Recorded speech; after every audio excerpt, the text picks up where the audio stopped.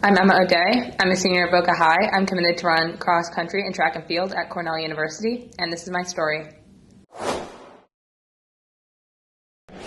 Okay, so tell us about your plan after high school. So I will be running cross country and track at Cornell University, and I will be majoring in nutritional sciences.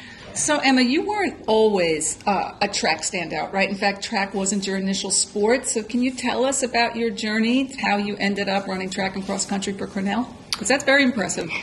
Thank you. Well, I actually did start out as a basketball player. I played basketball from 5th grade partway through 9th grade, and I always had been kind of fast, but I guess I never really thought about it.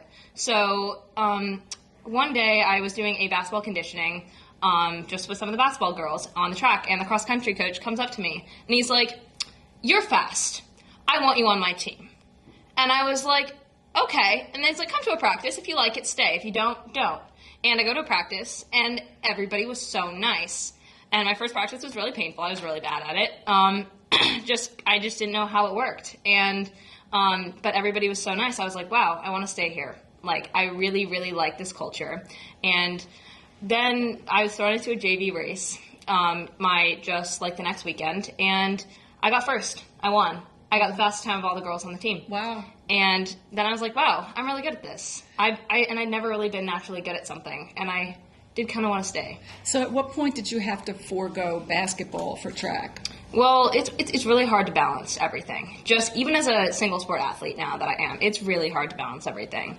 Eventually, I just kind of slowly drifted away from basketball, slowly drifted towards track until probably about April, my freshman year. I was all in for track.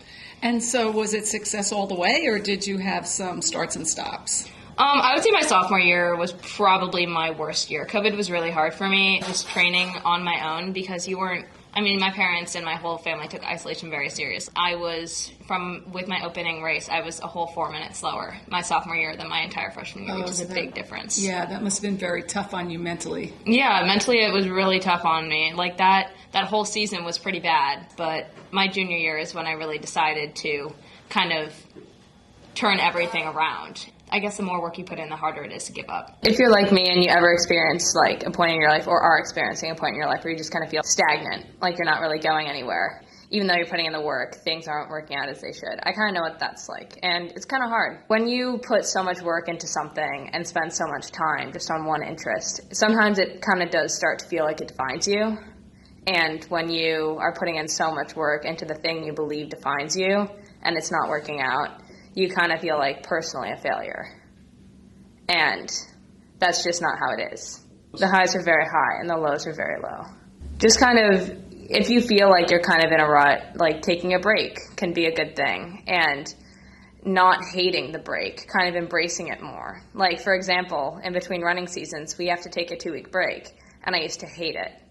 I hated the break, because I believed that if I wasn't running, I was being lazy, I was not doing what I was supposed to do, instead of recognizing the fact that I've worked hard, I deserve the break, I can use the break for the other things that I like to do, and not just hating every minute of it until I get to go back to what I really like to do.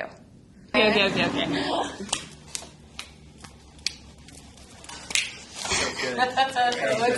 Thank you guys for listening, and if you're interested in playing a college sport and just want to know more about it, reach out to me. I know it's kind of hard, kind of a grind, but it's really great to have a support system, so I'd be happy to talk to you if you wanted. And again, thank you for listening to my story.